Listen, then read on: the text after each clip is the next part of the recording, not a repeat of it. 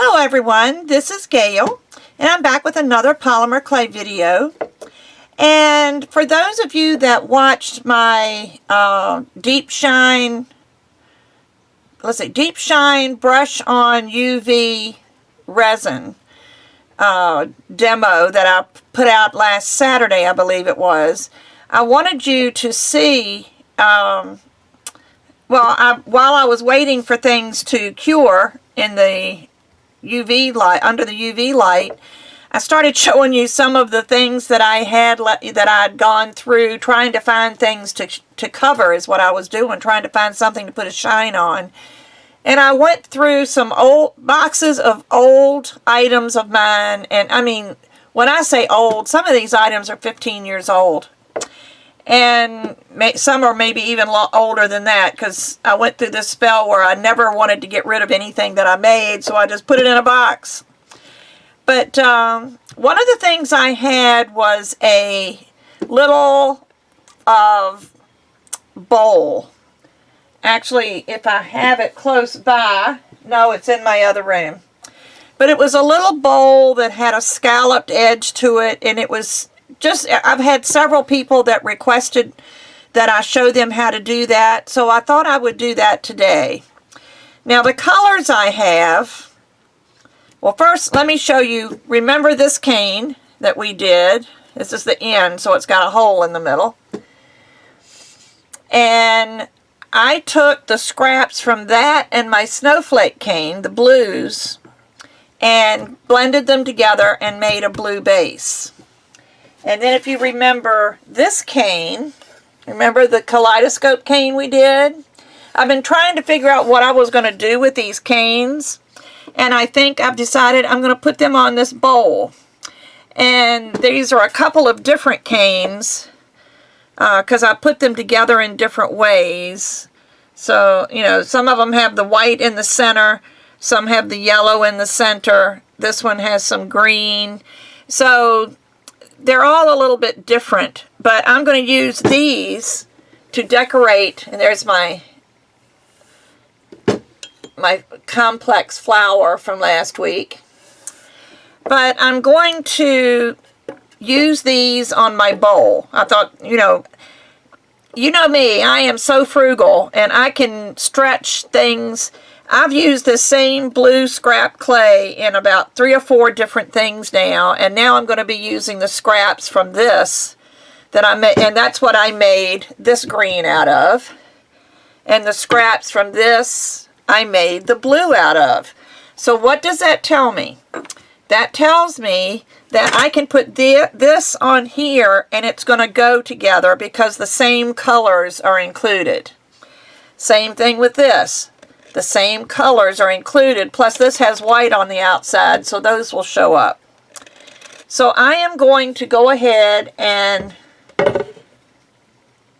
start with this. And the first thing that I wanted to do was find a cutter. And I've got this set of Atico cutters, which is on my Amazon influencer site. And I'm going to use the largest one. I even contemplated using the tin that it was in because it was a little bit larger. And then I decided I really didn't need anything that large. So I'm just going to kind of mark on here where it's going to be, just so I'll have an idea of where to put my beads. So let me just cut this off so I can get rid of some of this extra.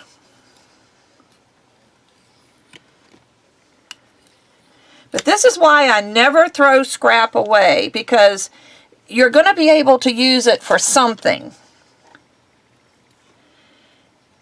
And scrap, if you keep the colors segregated, it can be a very pretty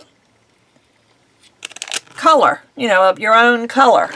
So what I'm going to do now is I'm going to start, sorry, I forgot I had my Kevlar glove on that my daughter bought me, and I've also cut the end of my finger off using the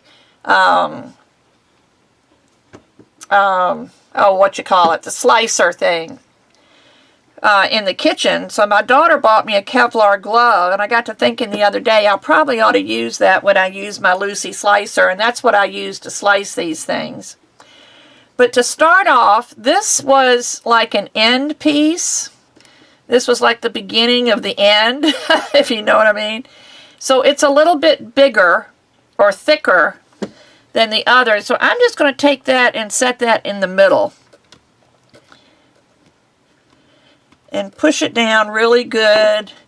You might want to roll it a little bit. It's probably too big. It didn't reduce as well as the others did. And then I have a thick, was it this one, I believe, that I had rolled out. And it's a little wonky, so I'm going to put that in the center here so that hopefully some of the other tiles will take away. Maybe it doesn't look too bad now that I've got it on the clay. But let me see if I can lift this up. I just think this is a little bit, well, it's stuck now, so I'm stuck with it. So what I'm going to do here is I'm going to just place these around. And that fits perfectly. It's almost to the cut mark. And because I don't know how many I'm going to have, well, this is, I may have to move my cutter over a little bit. I don't think I put that exactly in the middle. Let me move my camera up a little bit so you can see a little bit better what I'm doing. And then I'll put one here. And one here. You see I'm leaving some blue because you don't want it to be all design work.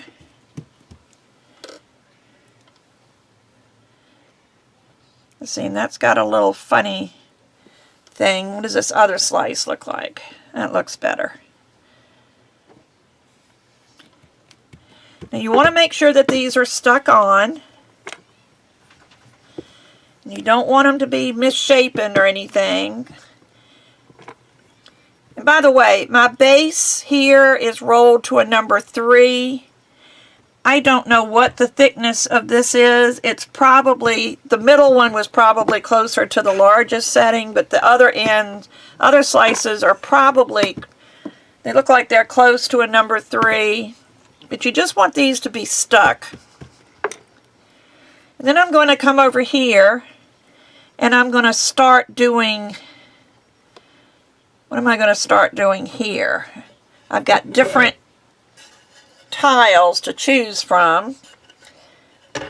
I tell you what, let me go ahead and cut my blue.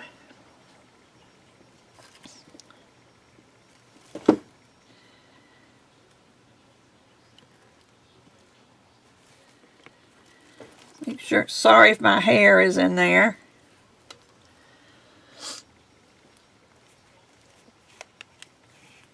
Now when I cut something, I always pull the excess clay off before I pull up the cutter. It just seems to be easier that way. Now I went from having a whole bunch of scrap clay to just having a little bit.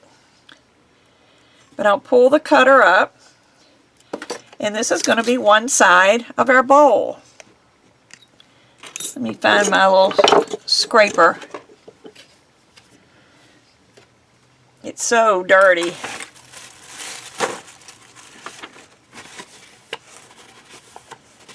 My little kidney. You've seen this in other videos. I looked for the little wooden kidney for my influencer store and could not find one by itself. They all came in kits, so I do have a kit in my influencer store that it is several different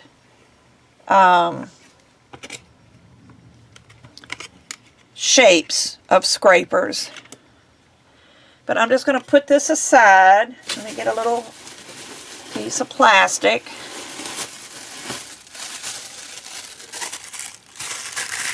I'm just going to set this aside so I don't mess it up while I'm working on my other one, because I'm going to need to pull my tiles down here. It's really good to have something like this little, this is called a potter's rib. If you want to look it up. It's flexible and it's metal. They also come in wood. I like the metal one because it's very thin and it works great with the polymer clay. So let me move my tiles down here. I got dirt on my circle. And let's see how I'm going to do this. That's got the white in the middle, so I think I will maybe come out this way.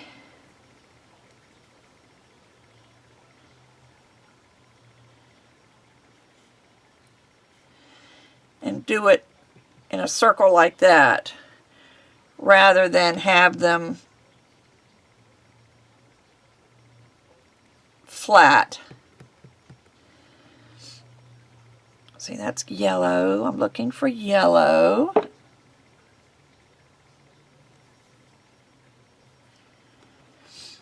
And there's no, what particular way that you do this. You just do what you want and what looks pleasing to you. And this will be a little open so the green will show. So now I'll go with these with the white centers. And I think I'll put those down like that in those little areas. And some of them you might want to pinch or pull a little bit. These are all not the same size necessarily.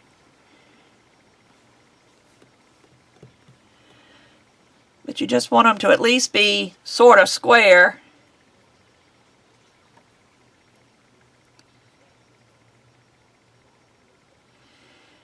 And see, having this line out here, it shows me how far I have to go with my designs. So it's very helpful to have those lines.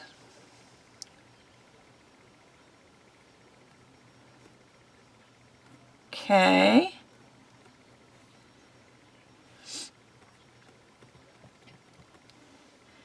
Now, let's see, it looks almost square, doesn't it? Let me go back to the yellow center. And come out that way.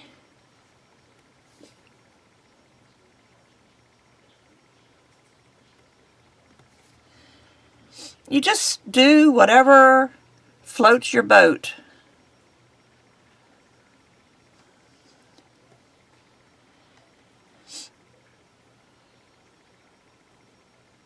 And you can stop wherever you want. You don't have to fill in all the space because you have a color behind it that coordinates with your canes.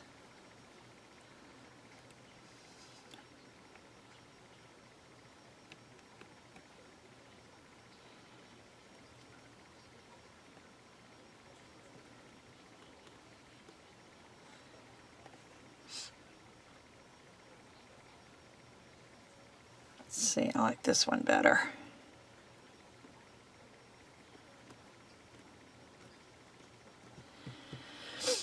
And I'll come out with the ones with the white center out here. And I think I'll just put those in straight.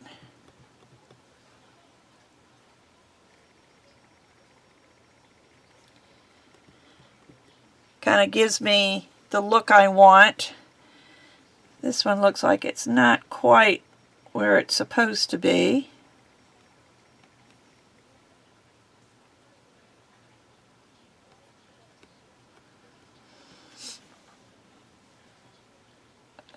And this one's kind of spread out a little too.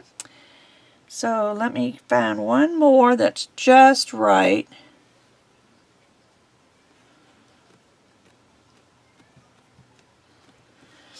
Okay, so now I can put this away. And I'm going to take my roller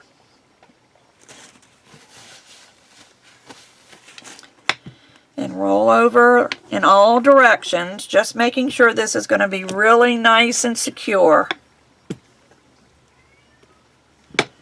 You're not trying to roll it flat or anything, but it doesn't hurt to embed these in the clay just a little bit.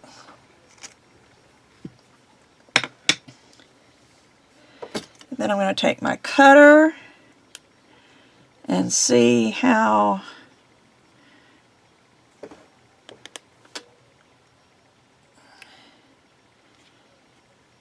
going to have to cut a little bit of each one off that are on the edge. And pull up my scrap.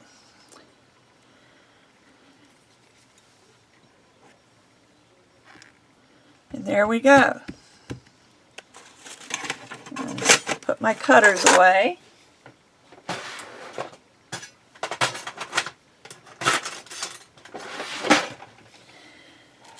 Now what I'm going to do here is now I'm going to put these two pieces together. Well, I guess first I need to get this one up off the tile.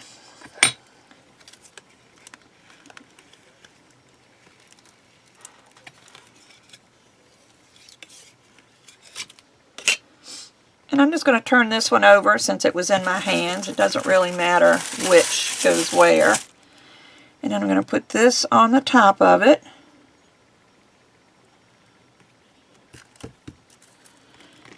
And I'm going to put it on the plastic so it doesn't stick to my tile again.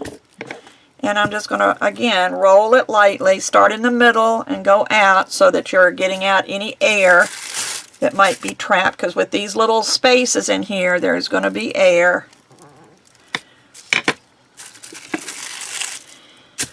Now the hardest decision. Which one's going to be the outside and which one's going to be the inside? I think, since you see the inside of the bowl, I like this side better. So I'm going to take this, which is just a baby food jar, that's what I'm going to use, and try to center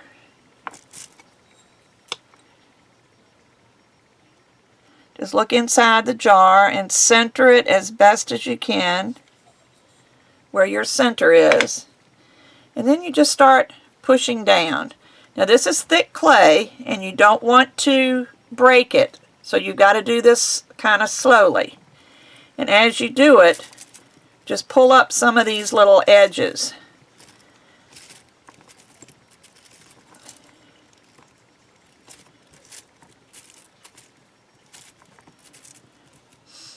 So if you have any scrap clay laying around, or if you've made some canes and want to do something with the leftovers, this is a great thing to do. And I'm starting to make little bowls because they're so handy on my work table. I've got them in my paper room, and they're wonderful. I think I'm just going to pull up all these little blue pieces to be a ruffle. But they're wonderful to just throw, you know, if you're working with beads or cutting little pieces of paper. Now I can pull this off, and there's my little ruffled bowl. Now if you want, you can put a little rim around the edge. It would probably be easier to do after it's baked. So I'm going to bake it on the jar.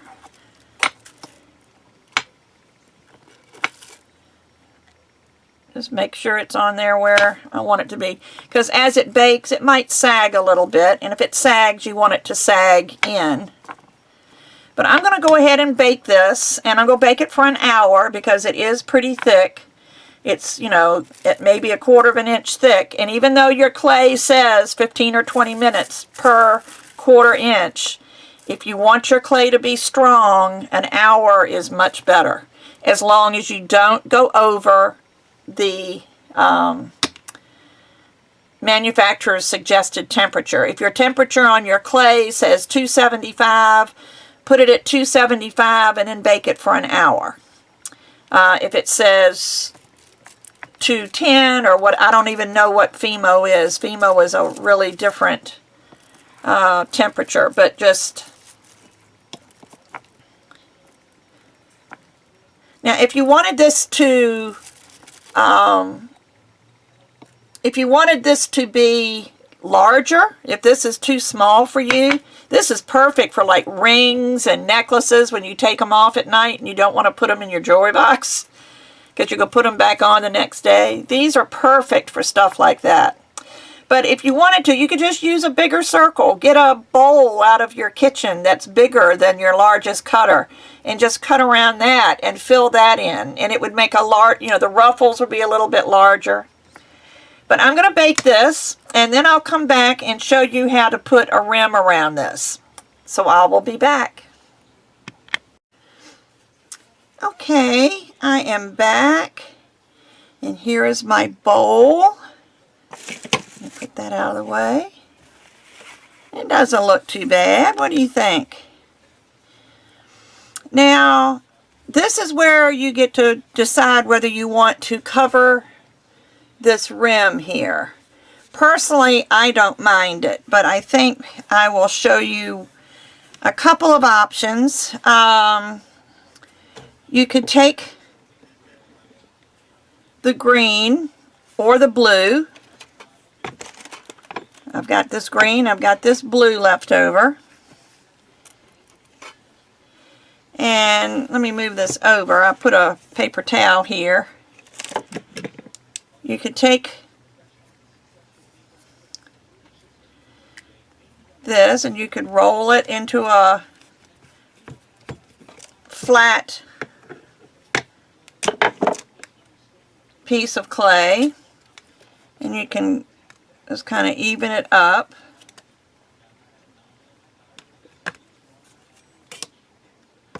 And since this is not going to be this is not what I'm going to do, but I will show you this. I might roll it a little bit thinner though. Let me go down. This is a number 1. Let me go down to a number 3. Which is a little bit thinner. And what I would do, let me see if I can come in and not lose you.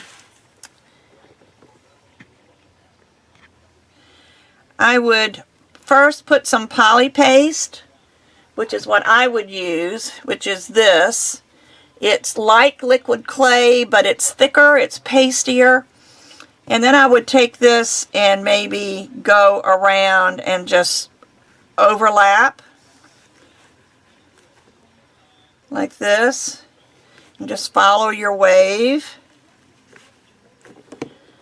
Okay, so that would be one option. Another option, which would still involve the poly paste.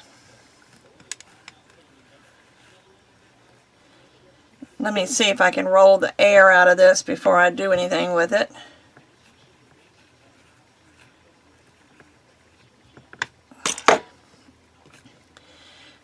I would take some clay and roll it.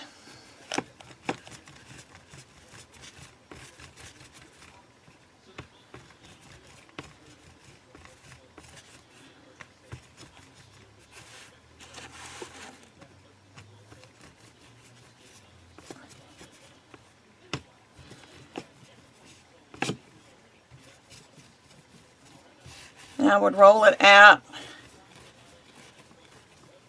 as thin as you can.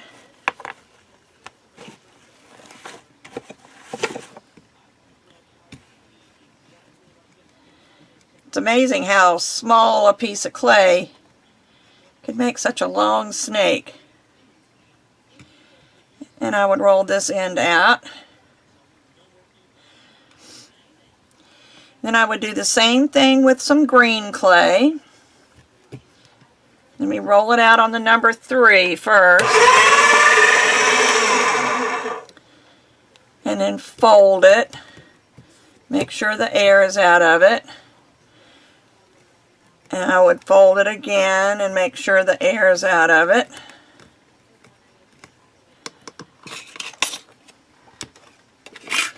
And then I would roll this into a similar size. I don't need all this clay.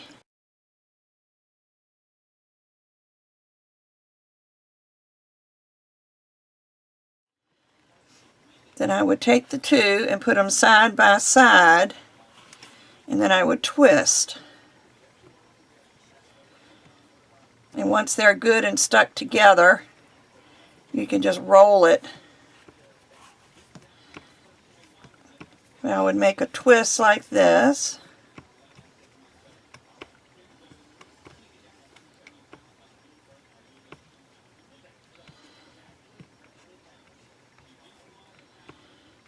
And go up and down to make sure everything, when it rolls, it all gets to be the same size.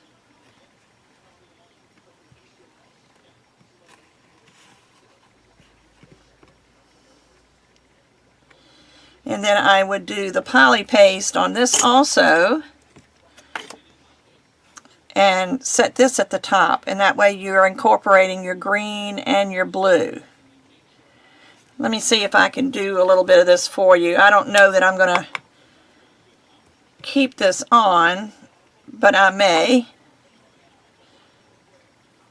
See how pasty this is? It's very pasty. And I would just put it along the rim. One reason I like the paste more so than the liquid clay is because being a paste, it sticks better. Your clay sticks to it better than if it was liquid clay, which would make it, sometimes it would slip. But I would start at a place where it's not going to be conspicuous.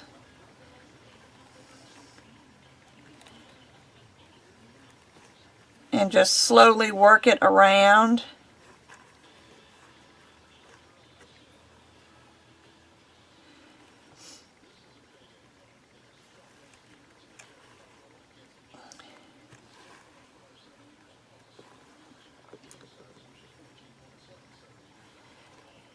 And just follow it around. I don't have any poly paste down here.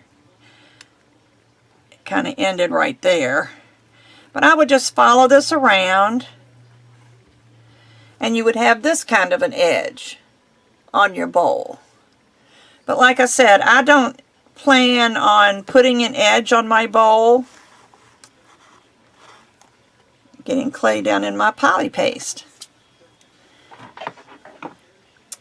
But, if that's what you choose to do, I'm going to just leave mine the way it is. I'm going to wipe off this poly paste because I don't want it to soften my clay any. But I'm going to just leave mine the way it is. I kind of like the look, and even these little white pieces that come up from the blue kind of adds a little bit of interest. I kind of like that white showing through. So this is how you make the little scallop bowl. And I hope you enjoy making one or two or three or however many.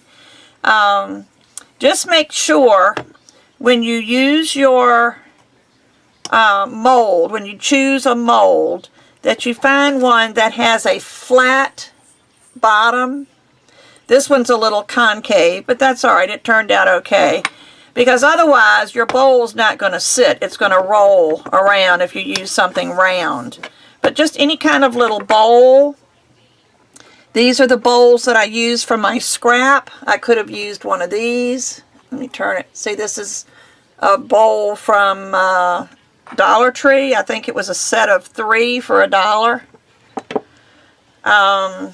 Just anything that you have that will go in the oven, because it does help for it to hang on it.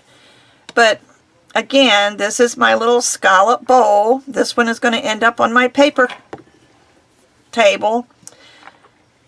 And I'm just going to hold on to my baby food jar. I might use it again sometime. But that's another good way to use up your scrap canes. And also it helps because, and you can... matter of fact, I think I might cover this with resin to make it shiny.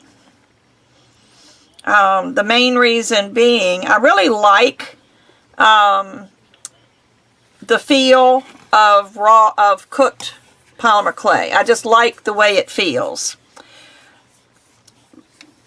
but when you put it over glass, the glass is stuck right around the edges, you know, where the top of the jar, the bottom of the jar, you know, was in touch with it.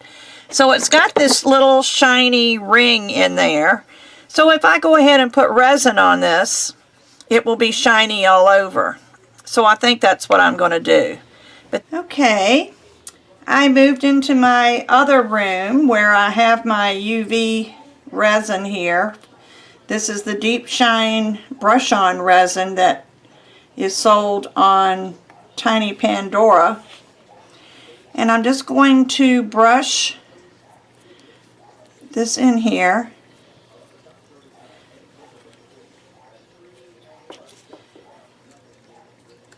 I'm going to let it get down in these creases and crevices. I've never done a heavy coat of this resin, so this is going to be a first. I probably didn't pour enough in my little cup, but I'm going to try to fill in these little places on the bottom and see if this resin works for that. This will be a good time to test it out.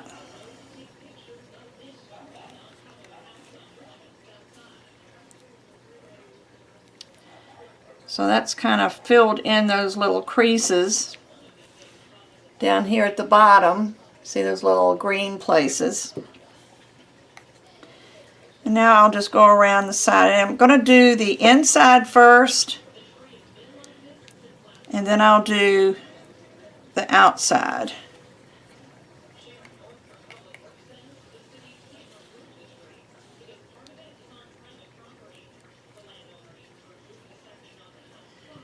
But I'm really loving this resin. You've seen me play with it. I got a little piece of fuzz or something in there. Now I don't see it, so I'm assuming I got it out.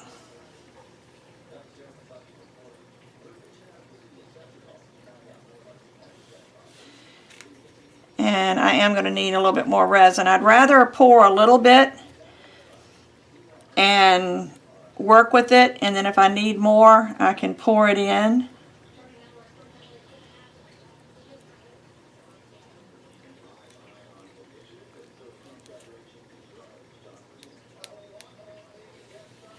I'm really loving this resin. I know I keep saying that, but it's been a long time since I've found something different to use with polymer clay that I can really say I love. But this is definitely a project that I love.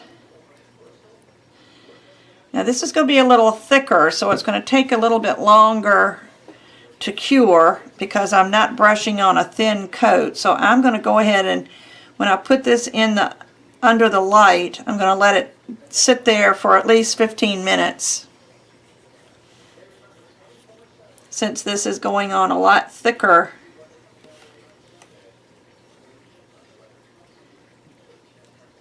than the other ones that I did on my video. I just want to make sure that I get it all the way up. And there's still a little place I haven't gotten yet. But I've got plenty.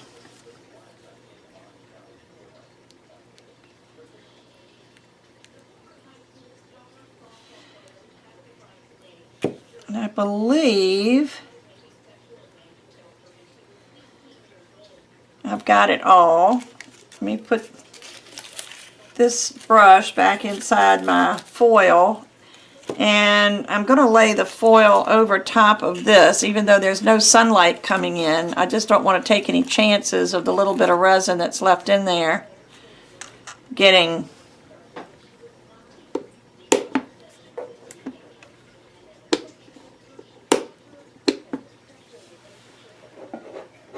forgot to turn my power strip on. I turn it off when I'm not using it. There we go. So I'm going to put this, I just happened to see a place when I picked it up. Now I probably won't be able to find it right there.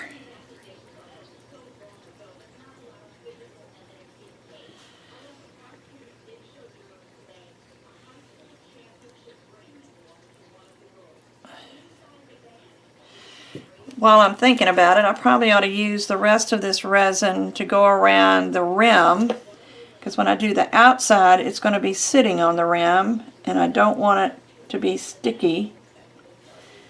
So I'll take the rest of this and go around the rim.